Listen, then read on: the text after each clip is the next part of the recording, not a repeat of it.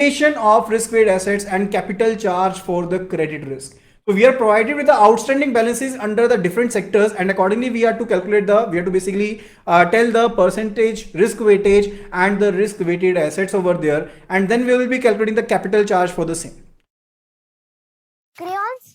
Dad! For last minute school needs, India's last minute. Then we will be calculating the capital charge for the same. तो जल्दी से जल्दी इस exercise को solve करेंगे. अगर हम रिटेल की बात करते हैं तो रिटेल के केस में रिस्क वेटेज परसेंटेज कितना रहता है? It is 75%. रिस्क वेटेज कितना रहता है? 75% रहता है. And 75% of 6000 into 75% that is equal to 4500. तो रिस्क वेट एसेट्स कितने होंगे यहां पर? 4500 would be the answer over here. अगर हम एजुकेशन लोन की बात करते हैं तो एजुकेशन लोन के केस में भी जो यहां पर रिस्क वेटेज परसेंटेज है, again that is 75%. Again that is 75% over here. And further यहां पर 4600 अमाउंट, सो 4600 इंटू 75%, यानी कि रिस्क वेट एसेट्स जो है यहां पर 4600 के अगेंस्ट दोज आर पर्टिकुलरली, वो कितने यहां पर? Those are particularly 3450. Those are 3450 over here. And further, claim on scheduled banks with CRAR is equal to 10.74%. जहां पर CRAR यानी कि आपका कोई क्लेम है scheduled commercial बैंक के ऊपर, जो जिनका CRAR यानी कि capital risk wait asset ratio जो है वो यहां पर 9% से ज्यादा है, उसके केस में जो रिस्क वेटेज रहती है डेट इज 20%. वो कितनी रहती है? 20% रहती है. So 20% of 8000 that is equal to what?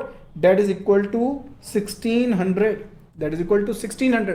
अगर पर्सनल लोन की बात करते हैं तो पर्सनल लोन के केस में रिस्क वेटेज जो है वो यहां पर चेंज हो चुकी है. पहले ये 125% थी, बट नाउ इट इज 100%. तो इट विल बी पर्टिकुलरली 3000. तो ये 3000 हो जाएगा. अगर हम अनसिक्योर्ड आपके स्टाफ लोन की बात करते हैं तो इनके केस में जो परसेंटेज है that is 75%. Risk weight percentage है 75%. तो 5000 into 75% that is equal to 3750. That is equal to 3750 over here. And further अब बात आती है हाउसिंग लोन के बारे में. अब हाउसिंग लोन के केस में ना दो क्राइटेरिया है. एक क्राइटेरिया तो हमारे पास ये है कि जहां पर आपके पास लोन टू वैल्यू रेशियो जो है वो 80% तक है या 80% से कम है, वहां पर जो रिस्क वेटेज परसेंटेज है डेट इज 35%. एंड अगर वो आपके पास जो एलटीवी रेशियो है वो आपके पास 80 से ज्यादा है, अप टू 90 है, तो वहां पर 50% है. ठीक है, तो यहां पर 35% कंसिडर करेंगे 3000 का. So 3000 into 35% that is equal to 1050. That is equal to 1050. Then it is equal to credit card receivables. Credit card के केस में परसेंटेज क्या है? रिस्क वेटेज क्या है? It is 125%. It is 125% over here. And further यहां पर 125% के हिसाब से अगर हम कैलकुलेशन करते हैं 6400 का, 6400 इंटू 125% दैट मेक्स इट 8000. तो हमारे पास आ जाता है 8000 के equal. Against commercial real estate, तो सीआरई के अगेंस्ट, कमर्शियल रियल एस्टेट के अगेंस्ट जो परसेंटेज है दैट इज 100% ओवर हियर. वो 100% है. तो आपको देखिए आइडिया यहां पर रखना पड़ेगा कि किस केस में कितना है. तो यहां पर directly it will be 5300. Then it is equal to staff loans secured by the terminal benefits, यानी कि बेनिफिट्स के अगेंस्ट जो स्टाफ लोन है वहां पर जो रिस्क वेटेज परसेंटेज रहता है दैट इज 20%. That is 20%. तो 20% के साथ यहां पर हमारे पास बनेगा 1200 के इक्वल यहां पर बन जाएगा. Then it is equal to consumer credit. Consumer credit पे पहले 125% था, now it is 100%. Now it is 100%. तो यहां पर 100% के हिसाब से हम लिख देते हैं that is equal to what? यहां पर ये 1800 ही रहेगा. Then it is equal to DICGC. देखिए डीआईसीजीसी के केस में डायरेक्टरेट जो आपके पास है क्रेडिट गारंटी के लिए है, उनके केस में 0 है. So it will B 0 percentage है. तो 0 क्रेडिट आपके पास रिस्क वेटेज भी यहां पर 0 ही रहेगा. ईसीजीसी के केस में इट इज 20%. ईसीजीसी के केस में इट इज 20%. सो आपके पास जो आरडब्ल्यूएस बनेंगे those will be equal to 1500 into 20% it is equal to 300 over here. And venture capital fund VCF के केस में अगर देखें तो it is 150%, not 125, it is 150% over there. So it will be what? It will B equal to 3600. तो 3600 बन जाता है. तो टोटल आपके पास जो रिस्क वेट एसेट्स हैं तो आपने इनका टोटल करना है. So we will take a total of it that is 4500 plus 3450 plus 1600 plus 3000 plus 3750 plus 1050 plus 8000 plus 5300 plus यहां पर करेंगे 1200 plus 1800 that is equal to 3000 and further 3600 plus 300 that is equal to 3900 that makes it 37550। तो यहां पर जो total आ रहा है हमारे पास दैट इज 37550 ओवर हियर। अगर कैपिटल चार्ज हम देखते हैं 9% के हिसाब से इंटू 9% कर देंगे that will make it 3379.5 3379.50 that is maintain that you need to maintain over here and that will be the answer over here। तो यहां पर जो ये परसेंटेज रिस्क वेटेज है आपको इनका ध्यान रखना पड़ेगा, आइडिया रखना पड़ेगा एंड उसके accordingly he you can do solve the question over here. Okay, now let's move to the next case study over here. It's related to the RWA and the capital charge। फिर से ये case study जो है वो risk weighted assets and capital charge के ऊपर based है। So calculate the risk weighted assets and capital charge for the market risk। Okay, तो हमारे पास यहां पर सिक्योरिटीज दी गई हैं, सिक्योरिटीज का अमाउंट दिया गया है, उनके अगेंस्ट हमने यहां पर कैपिटल चार्ज बताना। तो जितनी भी आपके पास कैपिटल, आपके पास सिक्योरिटी होती है ना, आपके पास उतना ही आपके पास क्या रहेगा, आपने चाहे सिक्योरिटीज सेल की हैं चाहे परचेज की हैं, उतना ही अमाउंट ऑफ कैपिटल चार्ज आपके पास रहता है। यानी कि इसके केस में कितना रहेगा, 1200 तो 1200 रहेगा, then 1000 and then further 1500 then 1700। And जब हम बात करते हैं यहां पर फॉरेन एक्सचेंज ऑथराइज लिमिट के बारे में, when we do talk about the foreign exchange authorise limit, in that particular case you need to understand one thing. तो इस केस में पर्टिकुलरली फॉरेन एक्सचेंज जो आपके ऑथराइज लिमिट होती है वही कंसीडर होती है। देखिए, जो एक्चुअल होल्डिंग होती है वो नहीं कंसीडर होती कैपिटल चार्ज के लिए। आप जो यहां पर आपके पास ऑथराइज लिमिट है उसी को आप यहां पर कंसीडर करते हैं। So we will not be considering this one, we will be considering it as 10,000 ही इसको कंसीडर करेंगे ये वाली लिमिट को, एंड उसी के हिसाब से जो कैपिटल होगी फाइनली आपको वो मेंटेन करनी होगी। ओके,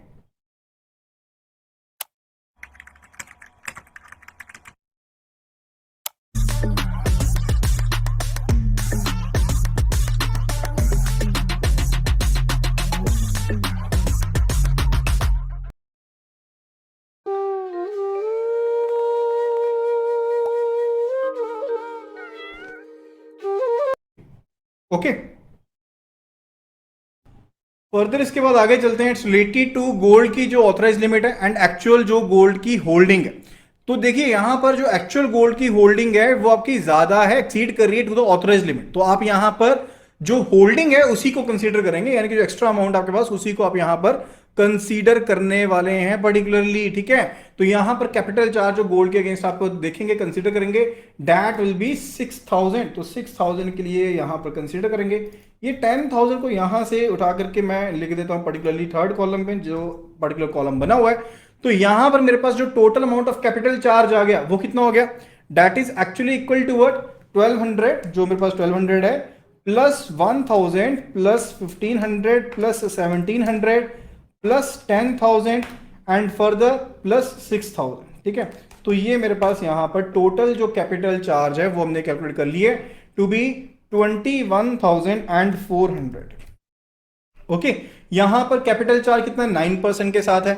सो मल्टीप्लाइड बाय करेंगे इसको 9% के साथ, that is 1926 and risk weight assets particularly कितना होगा, जो आरडब्ल्यू है वो आपके पास कितने हो गए, वो आपके पास आ गए यहां पर 21400 हो गए, 21400 that are your risk weight assets over here. Is that clear? तो इस तरह से आप क्वेश्चंस को इजीली सॉल्व कर सकते हैं। आपको एक चीज ध्यान रखनी है कि ऑथराइज लिमिट को ही आपने कंसीडर करना है, but if the actual holding is greater than that of the authorise limit, तो उसके केस में आप जो होल्डिंग लिमिट है उसे हम कंसीडर करेंगे। ओके, तो उसके केस में होल्डिंग लिमिट को हम कंसीडर करेंगे। So that would be related to this particular case study. So now let's move to the next case study. It's related to the RWA and the capital charge for operational risk. So हमें यहाँ पर operating profit, operating income या फिर जो gross income है for the different years that is provided to us. So for 31st March 2015, 2014, 13, 12 and 11 we are provided with the data and we need to calculate the amount of capital charge. ठीक है, तो capital charge का जो amount है वो हमने यहाँ पर calculate करना है। So what would be the answer accordingly? अब यहां पर एक चीज को समझेगा कि जब भी हमें कैपिटल चार्ज को कैलकुलेट करना होता है ना, तो हमें यहां पर as per the basic indicator approach, जब भी आपको कुछ भी चीज मेंशन नहीं है एंड ऑपरेशनल रिस्क के लिए बोला गया तो आप कौन सी अप्रोच को यूज करेंगे, बेसिक इंडिकेटर अप्रोच को यूज करेंगे। बेसिक इंडिकेटर अप्रोच के केस में आपको पिछले 3 साल का जो ग्रॉस इनकम है उसका एवरेज लेना होता है, ठीक है। तो यहां पर पिछले 3 साल कौन से हैं, एक तो 2015 है, डेट इज 4600 है उसका, एंड फर्दर आपके पास 2014 का कितना है, डेट इज -1100, यानी कि लॉस शो क्यों है। जब भी कोई आपके पास लॉस है या जीरो है उसको आप कंसीडर नहीं करते हैं, so we will not be considering the second figure. Third it would be related to 13 की फिगर जो है डेट इज 2600, तो उसको हम कंसीडर कर लेंगे। एंड फर्दर डिवाइडेड बाय में क्या आएगा, डिवाइडेड बाय में 2 आएगा कि 3 आएगा, इट विल बी 2, क्योंकि हमने एवरेज 2 की निकाली है ना, तो यहां पर ना तो वो न्यूमरेटर में रिफ्लेक्ट होगा ना डिनोमिनेटर में रिफ्लेक्ट होगा, so accordingly we will be solving it. तो यहां पर जो ग्रॉस इनकम आ रही है ना हमारे पास, यहां पर एवरेज जो आ रही है 3 सालों की, तो नेगेटिव एंड जीरो को छोड़ करके हमने जो कैलकुलेट करनी है that is 4600 plus 2600 divided by 2 that is equal to 3600। तो ये मेरे पास यहां पर आ गई है ग्रॉस इनकम, आ गई है 3600 की मेरे पास ग्रॉस इनकम आ गई, ठीक है। अब यहां पर जो कैपिटल चार्ज होता है ना, that is a constant, that is equal to alpha, that is equal to alpha. तो अल्फा की जो वैल्यू होती है दैट इज 15%, वो कितनी वैल्यू होती है, 15% वैल्यू होती है। So 3600 into 15% that is equal to 540। तो यहां पर जो कैपिटल चार्ज रहेगा that will be 540 over here. तो यहां पर जो अमाउंट फॉर कैपिटल चार्ज है that is 540 that you need to maintain over there, okay. That would be related to this particular case study. Now let's move to the next case study over here. This particular case study is based upon the risk-weighted assets and the capital charge, market risk and operational risk over here. So we are provided with the capital and for the risk-weighted assets for the credit risk, capital charge for market risk, operational risk, etc. And based on above information, we need to basically answer the following questions. So question number 1 over here, it says how much are the risk-weighted assets? How much are the risk-weighted assets over here for particularly market risk? तो market risk के लिए यहां पर जो आपके पास risk weighted assets हैं वो यहां पर कितने हैं, उनके बारे में हमने यहां पर आंसर करना है, ठीक है। तो कैपिटल आपके पास यहां पर रिस्क वेड एसेट्स कितने हैं मार्केट रिस्क के लिए। अब देखिए यहां पर आपके पास risk weighted assets credit risk के गिवन है, कैपिटल चार्ज गिवन है यहां पर आपके पास मार्केट रिस्क का। जो कैपिटल चार्ज हमें दिया गया है मार्केट रिस्क के लिए that is particularly given to be what, that is given to be 450, वो हमें 450 दिया गया है यहां पे, ठीक है। तो कैपिटल चार्ज अगर आपको यहां पर 450 यहां पर दिया गया तो what would be the answer accordingly. आपके पास एक्चुअल में अगर कैपिटल चार्ज की बात करें तो फॉर्मूला क्या होता है, it is equal to what, it is equal to risk weighted assets and further multiplied by जो भी आप CRAR मल्टीप्लाई करते हैं यानी कि 9%। तो इसको अगर हम 9% को डेसिमल पार्ट में कन्वर्ट कर लेते हैं तो डिवाइडेड बाय 100 हो जाएगा। So accordingly we can do calculate. तो आपके पास यहां पर पर्टिकुलरली क्या दिया गया, you are provided with the data over here ना, तो आपको अकॉर्डिंगली यहां पर data given already, that is equal to what, आपके पास यहां पर कैपिटल चार्ज कितना है 450 है, ये कैपिटल चार्ज का ही फॉर्मूला ये वाला, ठीक है। तो कैपिटल चार्ज 450 है multiplied by 100 and divided by 9, तो ये यहां पर हो गया 5000। तो यहां पर हमारे पास आंसर क्या आ गया कि आपके पास जो कैपिटल, आपके पास जो रिस्क वेड एसेट्स हैं, मैं यहां पर लिख दे रहा हूं, so the risk weighted assets over here for the market risk those are equal to what, those are equal to 5000 over here. तो यहां पर आंसर क्या रहा हमारे पास 5000 was the answer over here in this particular scenario. Okay, now let's move to the next question. Question number 2 over here. It says how much are the risk weighted assets for market operational risk? तो हमें यहां पर risk weighted assets देखने हैं कि आपके पास operational risk के लिए रिस्क वेट जो एसेट्स हैं आपके पास पर्टिकुलरली वो यहां पर कितने हैं, ठीक है। तो आपके पास कैपिटल चार्ज जो ऑपरेशनल रिस्क के लिए दिया गया वो 630 दिया गया according to the same formula जो हमने लास्ट टाइम यूज किया, 630 multi is equal to what, risk weight assets and further multiplied by 9% that is equal to 9 divided by 100। So risk weight assets जो आपने ऑपरेशनल रिस्क के लिए calculate किए हैं, operational risk के लिए कैलकुलेट किया वो कितने हो गए आपके पास 63000 divided by 9 that is equal to what, that is equal to 7000। तो आपके पास जो रिस्क वेट एसेट्स यहां पर आए हैं ऑपरेशनल रिस्क के लिए दैट इज इक्वल टू 7000। तो आपके पास क्वेश्चन नंबर 1 के केस में जो आंसर था that was equal to what, that was equal to 5000, that was equal to option D over here, option D was the right answer. And question number 2 की अगर बात करें तो यहां पर आंसर क्या है, answer is option C, option C over here is the right answer कि ऑपरेशनल रिस्क के लिए आपके पास जो रिस्क वेट एसेट्स हैं दोज आर 630, वो आपके पास 7000। Okay, then next question says how much are the total risk weight assets.